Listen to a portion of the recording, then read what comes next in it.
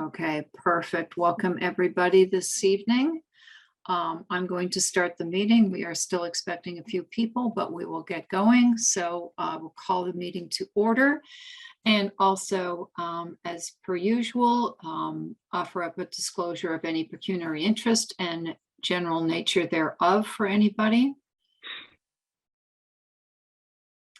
And if not, we'll move to adoption of the previous minutes. I hope you've all had a chance to look them over. Can I have a motion to adopt the minutes from the last meeting?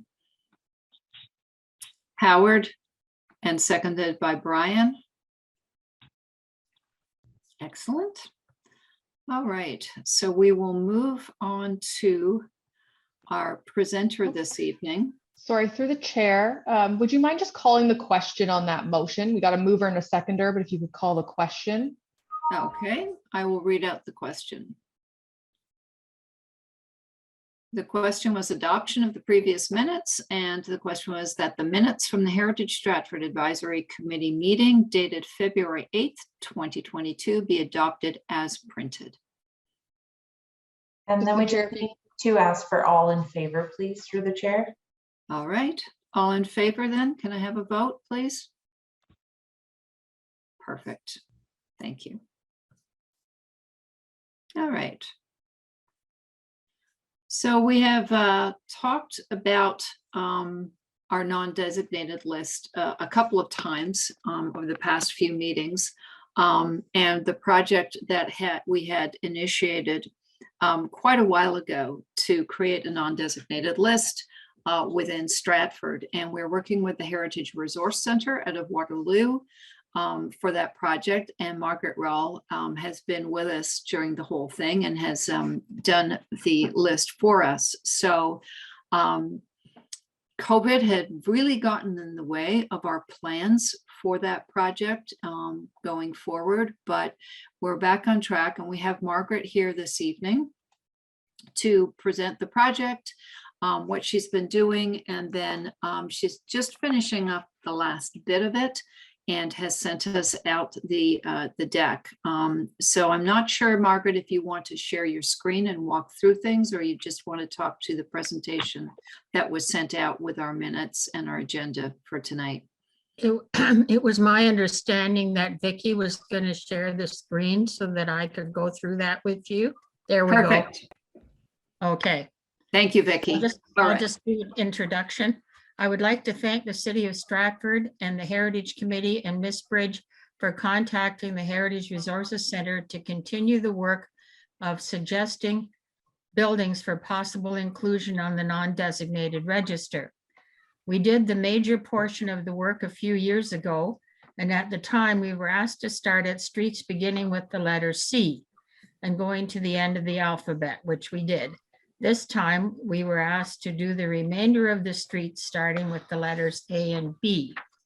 The criteria that we used in order to sort out the buildings that we thought would be of cultural heritage value and worthy of inclusion on a list, you have that in front of you, and I also think you have it in a hard copy.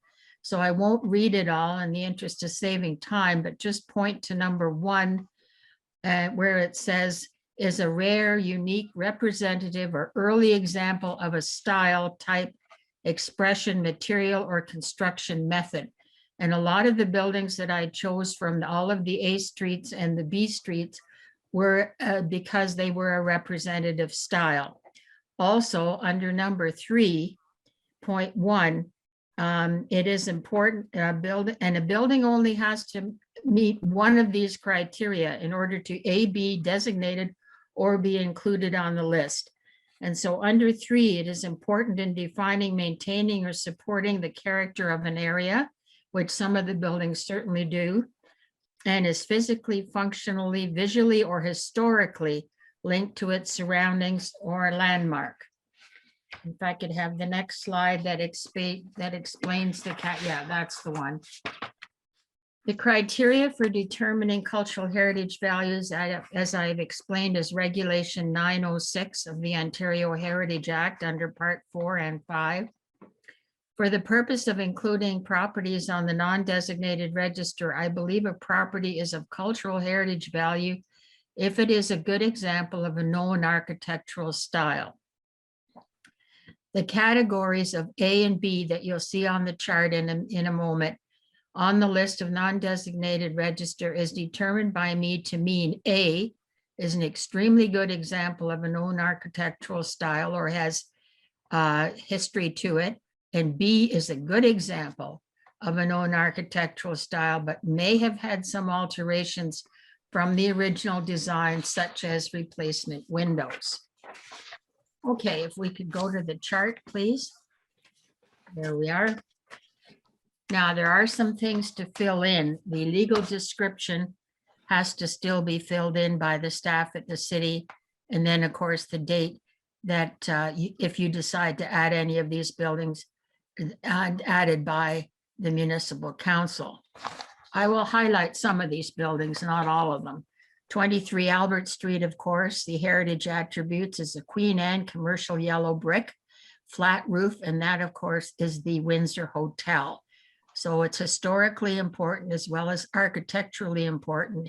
And the two floors that you see, the second and third floor, are really largely intact, with the windows having remaining the way they are. The ground floor has commercial and it, of course, is different. And we'll go next slide, please.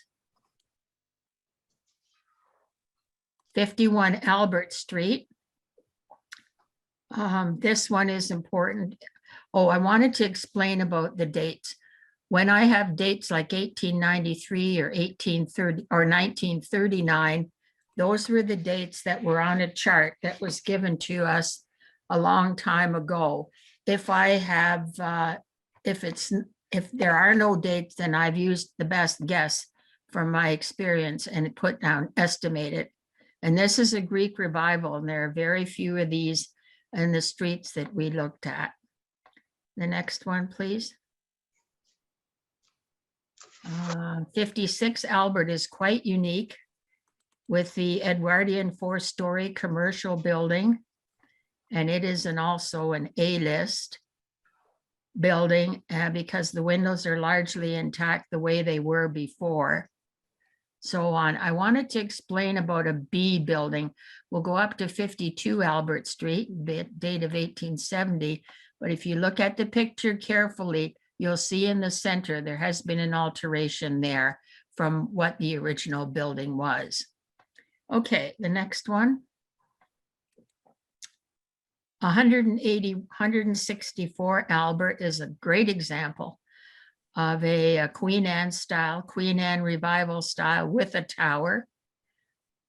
And also 181 Albert Street. It's the only building like this that I know of that looks similar, looks like this in the city of Stratford. Several years ago when we drove around all those other streets, didn't find anything like this. And if you look at the picture carefully, if it was larger, which we could maybe, I don't know if we can make it larger, but it's got a shingle, decorative shingles on the front wall. The next one, please. 72 Avon is an excellent example of a Queen Anne revival, but no tower, but still has those particular features of what Queen Anne looks like. And the next one.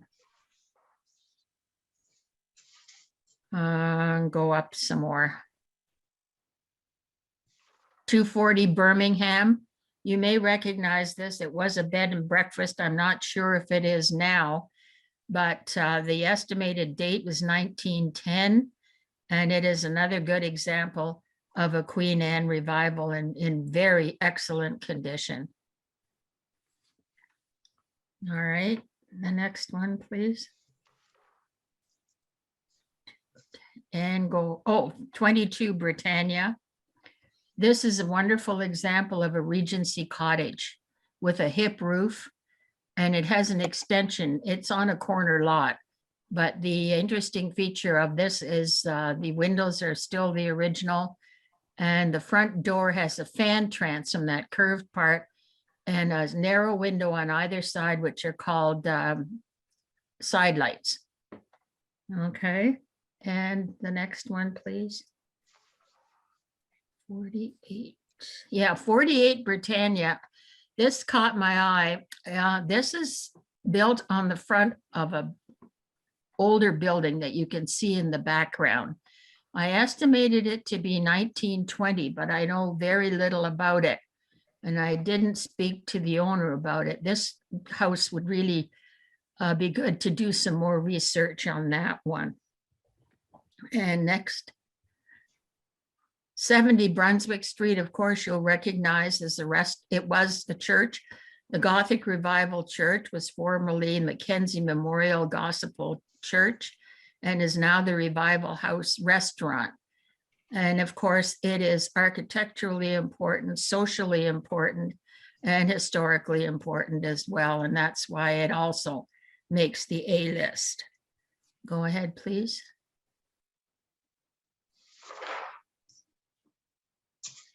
100 Brunswick Street, the center house, I believe it's a bed and breakfast or an inn, but the houses on either side, if you'll go up one more. Yeah, there we are. The house on the right and the house on the left are mirror image. And the one that I've just shown you is in the middle of this group of three. So that makes them kind of interesting as well. And next. This is one of the delights on Brunswick Street. It is a wonderful example of an Italianate building with all its whistles and bells and brackets and segmentally arched, slightly curved windows and a beautiful ornate porch. And it certainly deserves to be on the list, if not designated, definitely even designated. It's really stunning. And 129 Brunswick, if you just go, there we go. Thank you. That's a good example of a Gothic revival built in about 1880. Okay, and on to the next. This one at 161 and 163 Brunswick Street is a double house. It's unusual. I don't believe that there are very many examples of this style. And they're Italianate, both of them. And the date that I have estimated is about 1880. And the last one. 181 Brunswick Street, 1873. And this is a Gothic Revival Ontario cottage with beautiful barge board, the fancy trim that goes up and down the middle gable and the windows and the door, and also the yellow brick surround on the windows and on the corners, on the front corners of the house.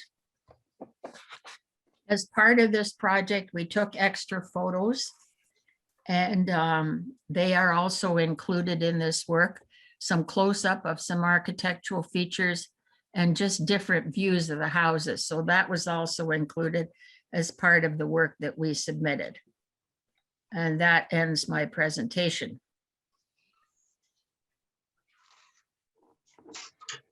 I'd like to answer any questions that you might have.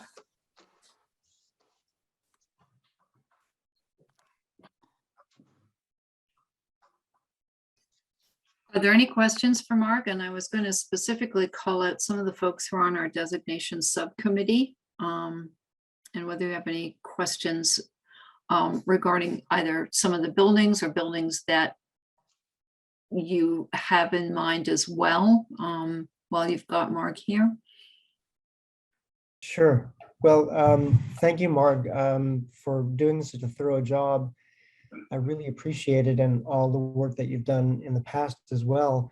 I'm part of the subcommittee that's looking at buildings other than domestic housing in the city that might be candidates for designation that we think could be possibly threatened. So not exclusively buildings, but also looking at parklands, things like Tom Patterson Island, looking at the War Memorial, the Shakespeare Gardens, those kinds of things, as well as other maybe commercial buildings or religious buildings that haven't yet been put on the list.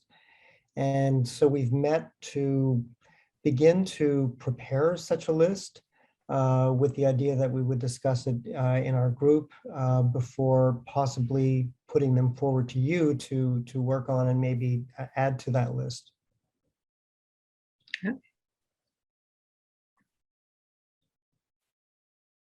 Jeff? Yeah, again, I'd like to, I guess, agree with Howard and thank you very much for the work, Margaret, that you've done. I do have a couple of, a bit more information for a couple of the buildings. I'm not sure if we would have the opportunity to discuss a bit further offline, or now's the right time to talk about them, but I'm familiar with 48 Britannia, and it was quite massively renovated in, I think, the late 80s, early 90s. So the face that we see right now, it was a really great example of a Cape Cod, and the center gable is new, and actually the back of the building is an addition. The front was a Cape Cod, and Oh, Jamie Piper was the contractor who I think designed and built it. And the Avon Street house, I forget the number offhand, but at the corner of Avon and John Street, I would like to see the fence included in the description of the building. It is a metal fence around the property that is I think quite it needs a bit of repair, but it's a wonderful example of an ornate fence. okay. Anyway, there's a few others, but I think it's a wonderful start, and there's a couple on there that I'm shocked that haven't been designated yet. So. Hence the designation subcommittee, I think. Yes. Absolutely. Yes. Anybody else have any questions, Brian? Yeah, I was actually going to comment on 48 Britannia Street as well. Yeah, most of what you can see is a renovation. I could remember the guy's name was Jamie, but I couldn't remember the last name. But yeah, Piper is definitely it. I actually took drum lessons there when I was a teenager by a guy named Tim Adair, who was a post delivery guy, a postman, who's now retired and lives a couple blocks from me on Oakdale Ave. So I've been in and through that building over the years. But yeah, it's not, what you can see is nowhere near as old. Like you said, it was renovated in, I think, the late 80s, and most of what you can see, including all of the brick, is a modern thing. Okay. Thank you, Brian. Thank you. I just have actually an opinion question for Marg, and it was of all of them that you've looked at recently, which are the ones that jump out at you for designation? You did share the one on Brunswick, but are there any that you thought absolutely this should be on a short list? I would have to look at those pictures again, but definitely the A ones. Yeah. Mm-hmm. Those are the top ones.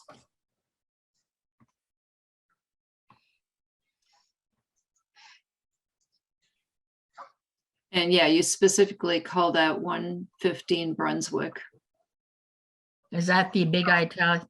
That's the Big Italian. Italian, yeah, definitely that one. 1873, yes. And you are correct that the three houses there are three houses on Brunswick that do form an inn. Yeah, They are a single property, yep. And the one on Birmingham that was a B&B is a B&B. It's called, I think it's called Birmingham House, so. oh, I see, okay. And I could literally see it from where I'm sitting right now. Very good. It's in my backyard, basically. Yeah. Could I just ask a question about the one that's the Cape Cod? Yes, go Certainly. ahead, please. What date did you say that's the older house and the one behind is an addition? Correct. Yeah. The front was I believe it was white siding, Brian, white sided Cape Cod with Okay. three.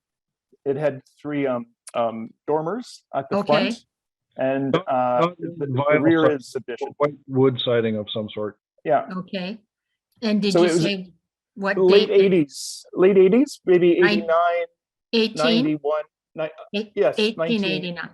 Could No. that correction be made then on as the date then, because I've got it wrong? Well, I think the 1920 might have been the original Cape Cod, but Oh, the renovation would be the late 1980s, 1980. early Okay. 1990s. I understand. All right, thank you. Okay, so following up on Howard's original conversation and also Jeff, there are some properties that the subcommittee was looking at, having a more in-depth look at them to see if they would warrant potential addition to a non-designated list. I know the Revival House was on that list to start with, so that was one. But there were a couple of others. Would it be possible for us to send you that information, Mark, and see what you think? Yes, You may have looked, definitely. going back in your notes or having another look would be great. Okay, yes, definitely. Okay. All right. We will do that definitely. Okay. And thank you very much for all of your work on this. Oh, You you're are welcome. now the expert. Well, I enjoyed thoroughly. I don't live all that far away from Stratford. It's a half-hour drive. And Stratford's got probably one of the best collections of early buildings and architects, representative examples of architectural styles of anywhere around here. It's really lovely. It's a pleasure to go. Yes, it is. So are there, Danielle? I just wanted to say hi to Mark. Hi, how are I've you? seen you. Yes, we're going to have you back, Mark. We're going to have to figure out a way to keep working with you. And particularly now that things are opening up and, we could potentially see you in person again. Right. Yes. Thank you. Are there any more questions for Mark before she goes? Brian? I don't know if you're interested, but in 30 years of running through buildings in Stratford as a structural engineer, there's about 4 that I would say are very unusual in the structural sense, although they don't look like much from a heritage sense from the outside. Okay. Ranging from houses that are built on wooden skids on Inverness rather than a foundation. They've just been floating on the ground with riding the frost heave for the past 100+ years, to ones that are masonry walls with horizontal wood studs rather than vertical wood studs, which really surprised us when we opened up the walls. That TN Construction was the contractor doing a renovation on that about 5 years ago, and we got called in. It was just a weird thing nobody had ever seen. To another one that I've seen recently that I think was built in about the mid-1800s, just south of the train tracks, where it had wood studs with clay brick between the wood studs in the middle of the wall, and then rough cut wood planks as the outside and inside finish of the walls of the house. Oh, yeah. Some oddball things like that I just haven't seen anywhere else. I mean, I see lots of houses that are built on stone, mortared stone, and rough cut wood timbers and things like that, including some that still have the ads marks on them. But these 4 in particular are just really weird. Yeah, well, it's interesting. Interesting. Wow. Some things that survived on pallets for over 100 years. Well, yeah, they weren't pallets. They weren't pallets from the sense of pallets from a factory. They were, I forget the size of them, but they were like 12 by 14-inch solid wood timbers that were laid on top of the topsoil, and then the houses were built on top of that. And we got called in because they were renovating the house, and the building department wanted to confirm that they were still structurally sound. And they were, weirdly, they were in really good condition. I would have expected them to be rotted out, but we took a look at them and they were still really solid. And we're like, well, I guess If everyone acknowledges that the walls are going to crack as it heaves with the frost, then that's about as big of a problem as you're going to find. Brian, is there a gravel bed underneath the, No, it was just on mud. oh, wow. Weird. And there was 2 houses that were within a few of each other that we got called in. The first one, I can't remember who the second one was, but the first one was Gary Lingard, who owns Progress Aluminum. He owned it and was renovating it as a rental. That was about, I don't know, about 15 years ago. Hmm. So he probably still owns it. He owns a bunch of buildings around town. It'd be interesting to see if we could date that property, the house on the property. Sounds like it might be old.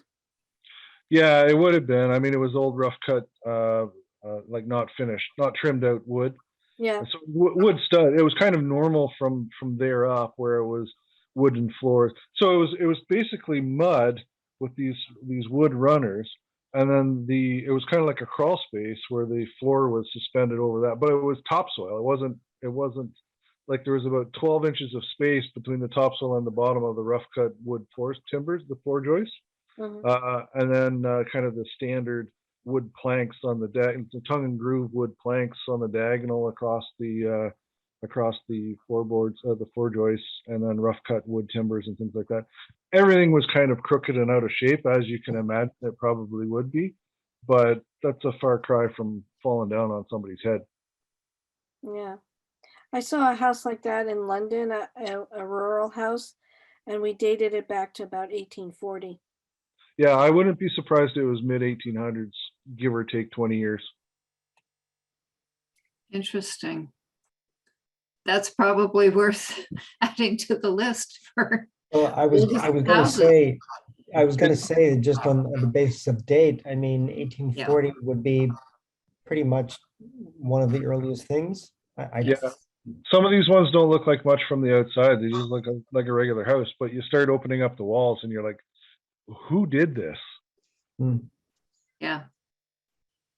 Well, if you want to, I don't know if you want to kind of gather the information and the addresses and stuff, and Yeah, I'll have to try to remember some of the addresses by looking at the going down the streets and things like that. awesome.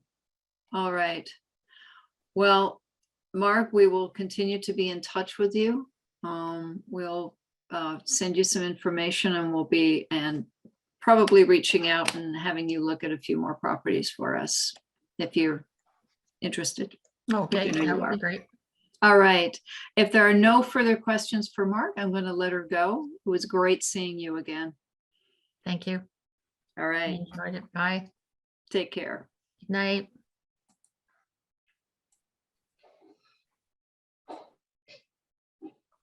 All right. As you can see, Mark has a wealth of knowledge. And I think came to us through Councillor Ingram. So thank you, Tanya, very much. So she's a really great source of information, as you can see. And so our subcommittee for designation, any questions you have for buildings, she probably knows more about any of the buildings here in Stratford, because she's been working on this project for about 5 years, if not 6 years, I think, at this point. So anyhow, all right, let's keep going. We're going to move into the business arising section of the meeting, and point 5A is our awards committee. We don't have that much I don't have that much to update us with. I did reach out to our James Anderson winner, Bruce Whitaker, for the Perth County Inn, and he is thrilled and delighted to be the recipient of the 2021 award. We are still looking to have an award ceremony in probably late June. So he's very flexible, and we're looking for an in-person meeting as well. Still haven't gotten a better date for our blue plaques. There's still April now, so we may have to adjust our time frame for our blue plaques, but I'll keep everybody posted in terms of, I'm looking at alternative foundries, but there's not that many. So we'll keep plugging ahead. We may have to do an award that is maybe like the James Anderson, a framed certificate. So our award committee will have a meeting before our next meeting because we have to put some dates in place for planning, but we'll be able to update you in April. Barb has been working on some videos for the blue plaques. And I don't know if you're able to show the one you've put together for Thomas Edison.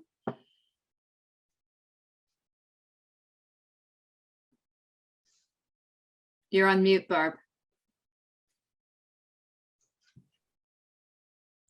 I'm going to try. The last time we did this, I had to change my, I don't know if you can hear me now. Anyway, I think I've got it. I just have to see. Google Docs and Zoom are not friendly. So, just not friendly. But Barbara's done such a wonderful job that I thought this committee should sort of see what she's doing. Okay, I see the share screen. It looks pretty good. It's if we get the sound, but I'll Yeah. try. Let's see. Can you hear it? Turn it up.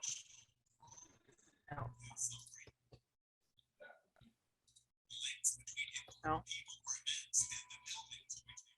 Can you hear it? Very, very far away. I don't know about everybody else. Same here. If everybody else can hear it, it might just be me. So you might as well just go ahead then. perhaps. I'll I just can hear it, but it's very, very faint. very faint. Yeah, Okay, let me Very, very see. faint. If I try that one, I'll see if that works.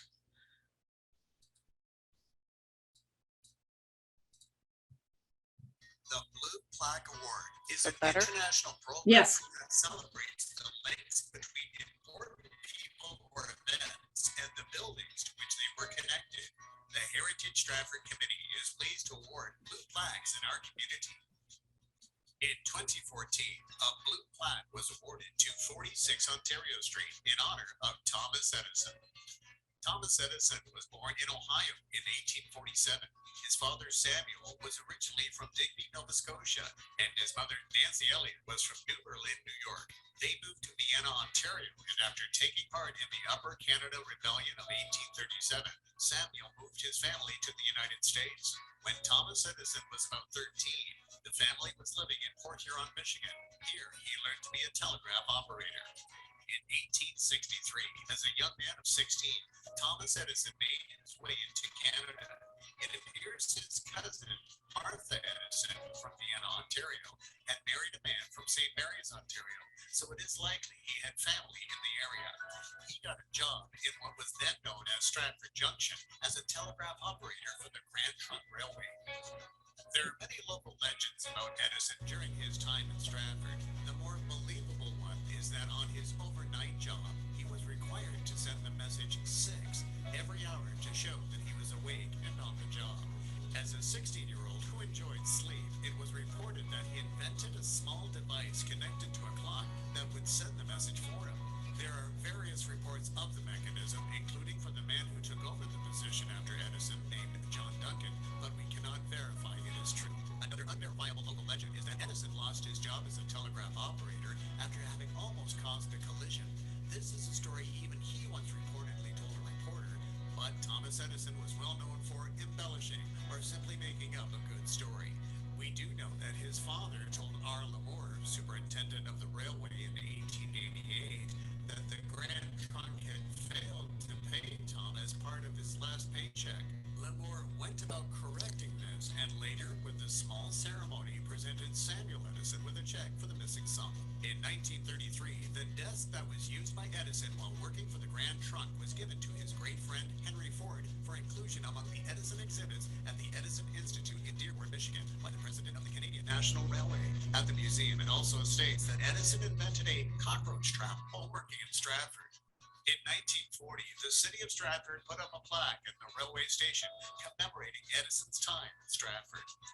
Often described as a quiet fellow, Thomas Edison went on to become a very prolific inventor, holding 1,093 patents, creating things that have affected all of our lives. Among his many inventions are electric power generation, mass communication, sound recording, the phonograph,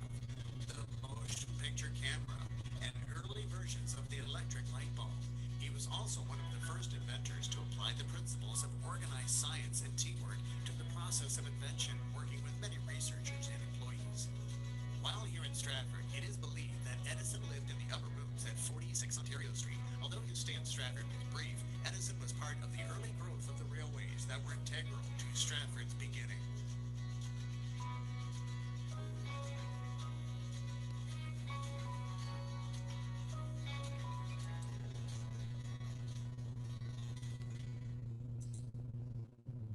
I think the credit should say thanks to Barb Cottle, personally. Oh, it's fine, but thank you. Yes. There we go. So that's great, and I love all of that archival photograph evidence and backup material you found as well, Barb. That's tremendous. Thank you. Salter is about halfway done, so the last one's going to be done soon. Excellent. That's anybody have any questions for Barb? I'm just amazed at your ability. So. How long do they take to do? I don't honestly know.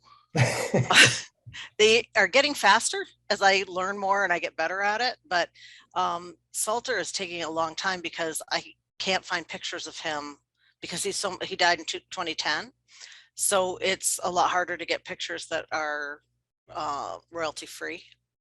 The archives gave me one this week, so there'll be at least one picture of him in it. Excellent. Thank you. So that will be a grand total once we get them presented of 4 blue plaques in Stratford. But we built actually a database of potentials now, so that I think that there's quite a bit of depth to what can be put in place going forward and awarded, and getting some, confirmation information to substantiate it. So that's really it for the awards committee. Does anybody have any questions? Howard. I just, Barb, when you said there are photos, but they're not royalty free, do we not have a budget that could cover some of that expense since this is publicizing our work?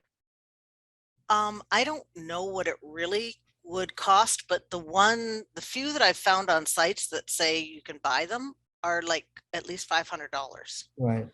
And in some cases, I think it's a picture from a yearbook. So I don't know how these people are getting away with charging that for it, but yeah. So at this point, I think if we get to a point where we can't find any pictures of somebody, then maybe we can look into that, but I'm still working on it. I'll see what I can do with him. Yeah, unfortunately, we wouldn't have the budget for a bunch of pictures like that. But yeah, please keep us posted, and Casey and I can look at the budget and see what might be available. Thank you. Are there any more questions? Because if not, I'm going to hand it over to Brian and Barb to talk about the audio tours update, if there's one. There is. I have contacted the archives. I put all of the houses into a chart, me and my charts, and I have them color coded by architectural style. And then I basically randomly highlighted the ones that would hit all of the architectural styles on the tour without doing all of them because it's such a huge list. I sent the chart then to the archives, and the lovely Ellen Thomas is helping us, but even she sent me an email today. She said, this is a really big project.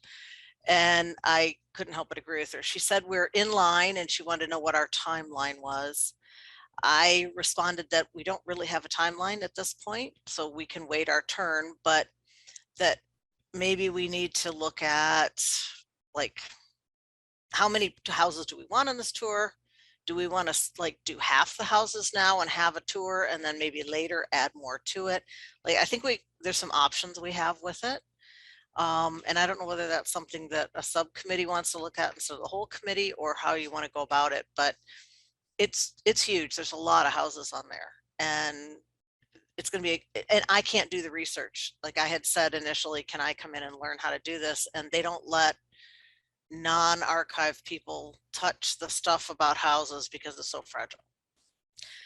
So it's us asking them to do the big amount of work. Yeah, that is a lot of work. I will concur that Ellen Thomas is wonderful. But I think she's got a lot on her plate. So, okay, point taken. Brian, anything from you? No, Barbara's been doing all the heavy lifting. Okay, fair enough. Any questions from anybody regarding the audio tours in this project? Okay, we will move on to item C, which is the community partners and projects. We have been pushing out a presentation from the Stratford Historical Association, and I think the ACO is involved as well for the EAT Bridge. So I have pushed that to April. We may have to push them again, but they should be next in line for our partners, unless, and I might direct this to Laura, if there's an update from Hamlet Ward in terms of what they have been doing. I don't know if you've managed to connect with them, Laura. Yes, I'm going to be talking with Richard this weekend. Oh, perfect. Okay, because they're more than welcome to revisit their last presentation and present to us again if they have any updates. Okay. Perfect. So moving forward again to item D, an update on the Perth County Registry Office. I'm going to hand this over to Councillor Ingram because I don't have anything at this point. And I also don't have anything beyond the email that I sent about a week after our last meeting. I haven't heard any other updates, and I have sent a message to the mayor asking about both that building and the Avon Crest building, and I have no updates. Okay. I mean, that update did make it clear that their council would not be considering a demolition permit if one were to come forward. So they are actively looking at another route. Yeah, and I mean, without having a formal vote, the mayor really can't guarantee that. But I think, you know, given the public involvement and the questions coming forward from council, I think it's pretty clear that the majority of council, because there are some members that have not put forward any sort of personal opinion whatsoever, but the majority of council would not support a demolition request. Yeah. Okay. Thank you. If you could just keep us in the loop, I could think that's the best we can do at this point. Which brings us to item E, which is the 265 St. David Street permit situation. I don't know, Alyssa, if you want to kind of lead this and give an update on what happened last week. Sure, I'd be happy to, Cambria. So last Thursday, the heritage alteration permit for 265 St. David went to Planning and Heritage Subcommittee for consideration. So staff wrote a report that reflected, is it the Heritage Alteration Permit Subcommittee? Is that the formal title of the subcommittee that looks at the permits? Anyways. Yeah, the permit application committee, yes. Perfect. Had recommended refusal of the permit. So staff recommended that to council and further recommended that the owner be directed to replace the windows that have been installed with doors that match the doors that were part of the record of designation. So subcommittee endorse that staff recommendation. So it will go to Planning and Heritage Committee on March 14th for further consideration. Yeah. I don't know if Danielle, you have any comments on that as well? Yeah, I mean, certainly the applicant pleaded their case and tried to say that they weren't, there was a miscommunication regarding the designation and that They weren't aware that this was part of the designation or that they needed approval to be able to change this. And they did sort of play those cards, if you will. But the decision from subcommittee was unanimous that we were not going to accept that particular opinion, and we were definitely siding with Heritage Stratford. So yeah, I do want to make the point that it was a unanimous vote from the Planning and Heritage Committee, and points raised by the councilors included the fact that that would set a bad precedent to approve what had been, the removal of a designated feature or a feature written up in the designation. And also stating that this particular applicant had done this before. This wasn't a first time. So those comments are on record. And it certainly helped that the staff report had included before and after pictures. So that councilors were clearly looking at the pictures and asking questions about them. And I would think it was clear to everybody that this was not in any way something that benefited the building. Let's put it that way. So, yes, a unanimous vote, and then we'll see what goes forward. So I wanted to thank Alyssa for working and providing that very comprehensive report to the committee. It was very good and very clear about why we had rejected the permit. So, and thank you to the committee. Any questions from anybody on that? Jack? I watched the meeting and it was almost like the scenario of I got caught speeding in a school zone. I didn't realize, but I'm going to be driving by 3 schools next week, and I promise I will slow down. Yeah, just so the committee knows, the designate from the property owner, because it was not the property owner himself, it was an employee of his, did state that there had been some kind of problem and they didn't know they had to get a permit or couldn't make changes. So they, but they had bought additional buildings in the downtown core and promised to work closely with Heritage Stratford on those buildings. So yes, that's why Jack has been saying that. Yeah, it was Howard's holding his head. Yes, Howard, yes, it was interesting.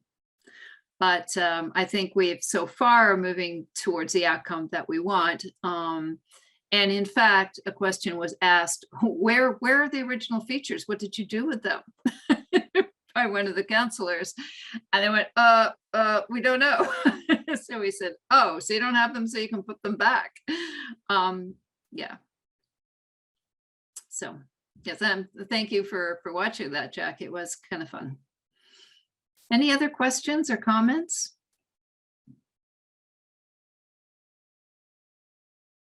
All right. We will keep everybody posted on what is, I'm sure, an ongoing story with that property, but we're getting, it was the direction we wanted to go. So, all right. And then our final item E is, no, we've got the final item up. Number 6 is the designation subcommittee update. And before I update anything on, or Alyssa on, and possibly Howard on the Avon Crest, Howard, did you want to talk a little bit about the designation subcommittee, just the last meeting, or anything you wanted to cover off? You're muted, honey. Muted.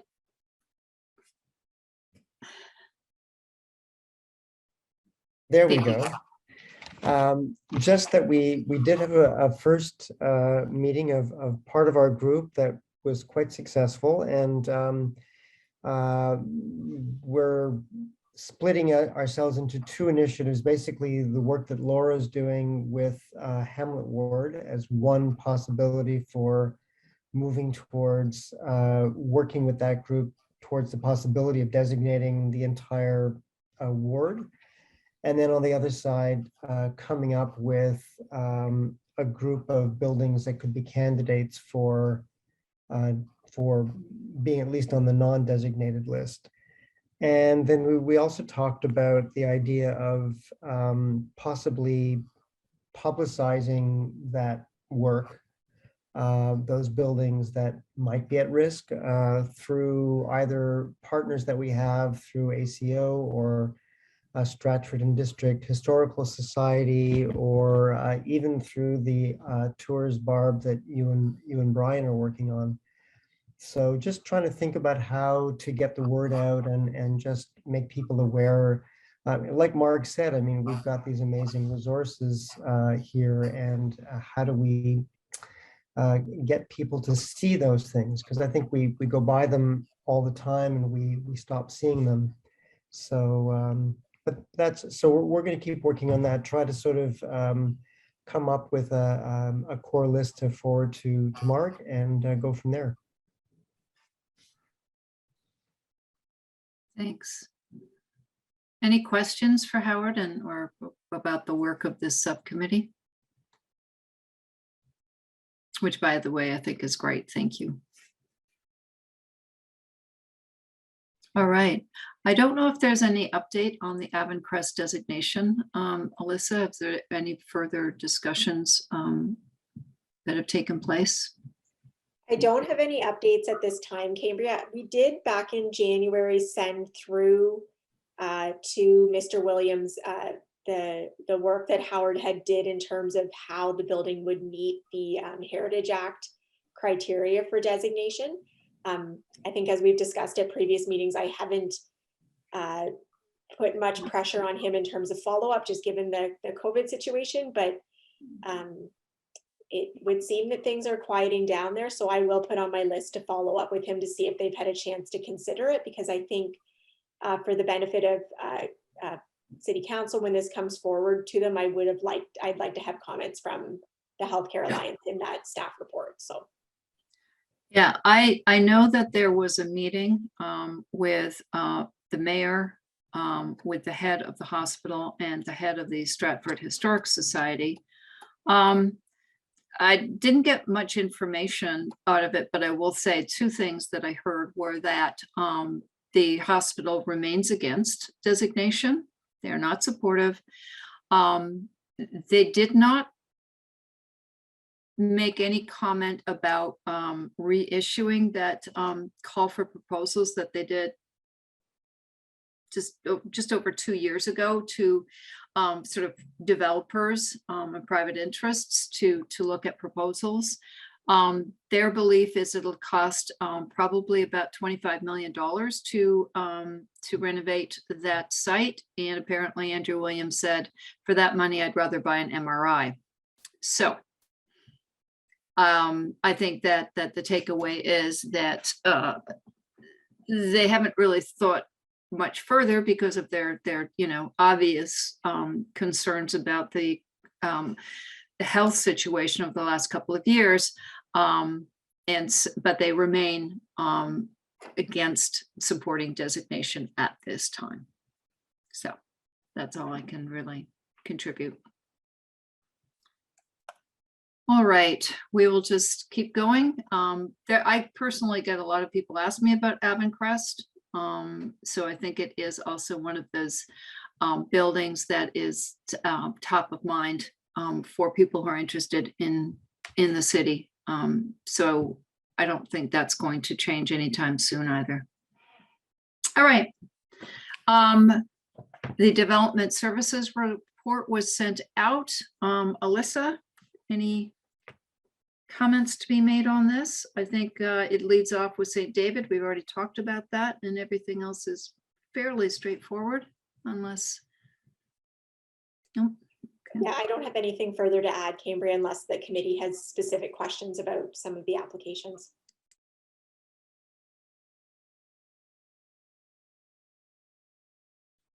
Okay.